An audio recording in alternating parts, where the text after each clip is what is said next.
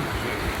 Aga kui alus on nii väike, et kööki sinna tõepoolest sisse ei mahu, siis me teeme sama asja, mida teevad inimesed erinevates muudes tuulistes kohtades, nagu mägedes ja metsades. Ehk hetkel tuult 7 meetrit, kiirus on 6,5-7 notsi ja me teeme windburneriga 300 milliliitrit